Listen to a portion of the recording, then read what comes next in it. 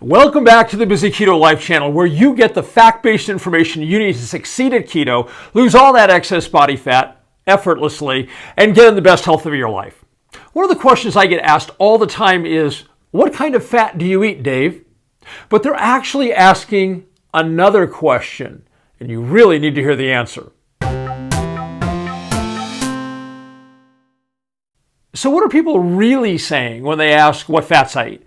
They're actually asking what kinds of fats I'm eating. And by that, they mean, am I eating good fats or bad fats? I know you've been programmed since you were old enough to make sense of a discussion about nutrition, that there are bad fats you should not eat, and good fats you can eat a modest amount of. In reality, that's all bullshit. There are no good fats or bad fats. There is only fat. Your body has absolutely no awareness of what dietary source fat comes from. In the intestines, fat is broken down into fatty acids, monoglycerides, and cholesterol. All fat breaks down in just that way in the intestines. Are there, in fact, different kinds of fats? Sure. When fats are broken down, the fatty acids fall into one of three categories: short chain, medium chain, and long chain. That's it. That's the sole difference. So then one or more of those has to be bad for you, right? Nope. That's just the government and the medical community's BS. In point of fact, the body uses all of those in significant quantities. Let me share the critical backstory with you. Back in the 1950s, there was a slimy physiologist named Ancel Keys. Keys was brilliant. He had a bachelor's degree in economics and political science, a master's in zoology, and 2 PhDs, oceanography and biology. He was also arrogant and highly unethical. Our Ancel Keys tale begins when he came up with his hypothesis that consuming high levels of dietary fat caused heart disease. In pursuit of proving his hypothesis, he traveled to 22 countries gathering data.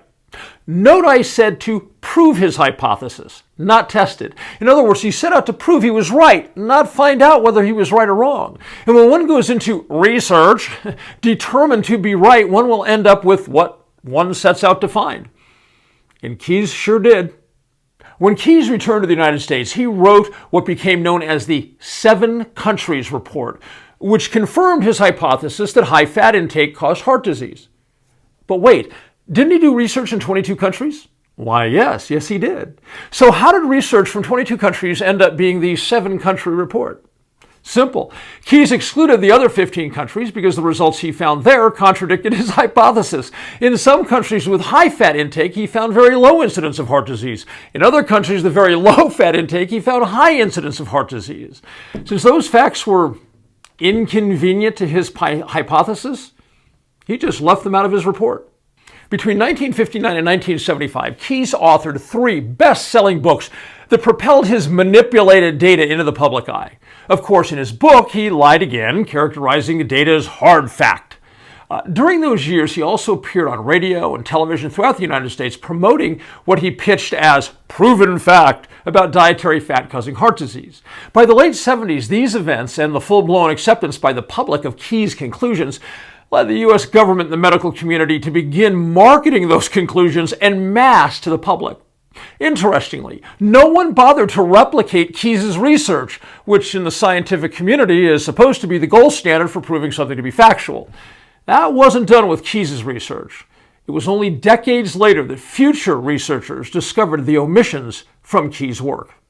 For the most part, what this reprobate did to damage the health of essentially the entire Western world remains unknown to the public even today. More disturbingly, I've met precisely one doctor who knows the story of Keys and how the myth of high-fat diet causing heart disease got started.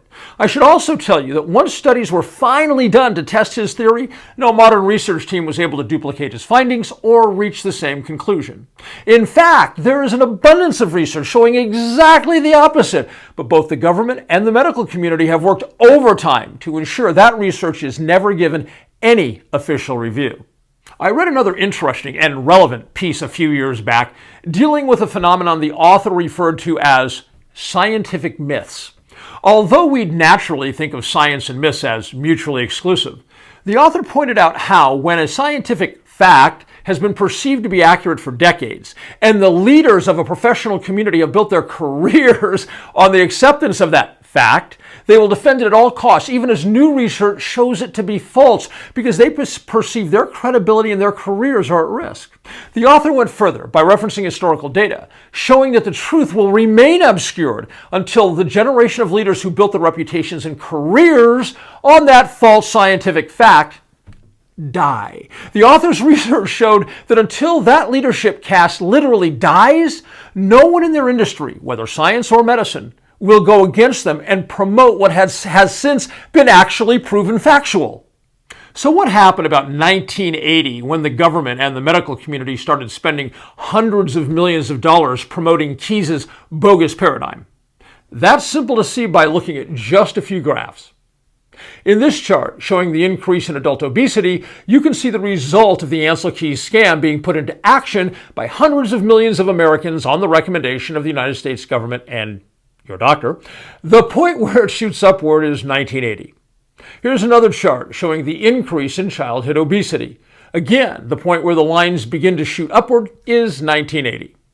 This chart tracks the increase in body weight in society generally, along with the increase in diabetes. So, what happened even back then when someone with the proper credentials challenged the false narrative? In the early 90s, David Krzyzewski, one of the nation's most well-respected organic chemists and an expert on lipid nutrition and cholesterol in particular, a guy you might think you'd want to listen to concerning dietary fat, was sitting on a panel for the National Academy of Science when he suggested a mere loosening of the dietary restrictions on fat for the American public. Here's how he described the response from his fellow scientists. Quote, "We were jumped on. People would spit on us." By that he means literally spit on. "It's hard to imagine now the heat of the passion. It was just like we had desecrated the American flag. They were so angry that we were going against the suggestions of the American Heart Association and the National Institutes of Health." Close quote. You can see this scientific community that is supposed to look at facts permits no discussion that conflicts with the agreed upon narrative, which is pretty much the exact opposite of what science is supposed to do. As an aside, if you'd like to get plenty of unhealthy conditions, diseases you should not have, and die prematurely, a great way to do that is to listen to the American Heart Association. When we talk about big pharma, big agro, and big med that have been working diligently to hide the truth from you for the last 40 years, the American Heart Association is a full-fledged card-carrying member of that cartel. Journalist and health advocate Nina Ty-Coles, in her book, The Big Fat Surprise, writes, quote, "This kind of reaction met all experts who criticize the prevailing view on dietary fat, effectively silencing any opposition. Researchers who persisted in their challenge found themselves cut off from grants, unable to rise in their professional societies, without invitations to serve on expert panels, and at a loss to find scientific journals that would publish their papers. Their influence was extinguished and their viewpoints lost. As a result, for many years, the public has been presented with the appearance of a uniform scientific consensus on the subject of fat, especially saturated fat. But this outward unanimity was only made possible because opposing views were pushed aside." Close quote. Translation: the truth was suppressed, and the graphs you just saw show the consequences of that suppression of the truth. The ills you saw in the graphs are a result of eating a low-fat diet, because fat is not only good for us, but absolutely essential for numerous systems in our body. And guess which one our bodies need in significant quantity? If you guessed it as the one the government and the medical community has villainized the most, saturated fat, you'd be spot on. In point of scientific fact, saturated fat is absolutely essential in significant quantities for brain health, cardiovascular health. Yeah, that's right, I said it, cardiovascular health, bone health, immune system health, nervous system health. It is the foundational substance of the membranes for the 36 or 37 trillion cells in our bodies. It has a huge impact on sex hormone production and so much more. Yet the experts tell you if you eat it, you'll die. It really is one of the most absurd scams ever. Here's a screenshot from just a day or two ago on my end-of-day macros. Look at that fat number, 266 grams of fat. And do you know how much is saturated fat? I don't have an exact number, but if I said a whole lot, we'd be squarely in the ballpark. And here's an interesting fact about eating that volume of fat. My percentage of body fat is less today than when I got out of the U.S. Army Rangers at the age of 23, and I'm eating this volume of fat. So, when people ask me what fats I eat, the answer is all of them. If you found this video informative, please take a moment and hit the subscribe button below, and then share this video with everyone you'd like to see get healthy. Until we speak again, go eat some fat.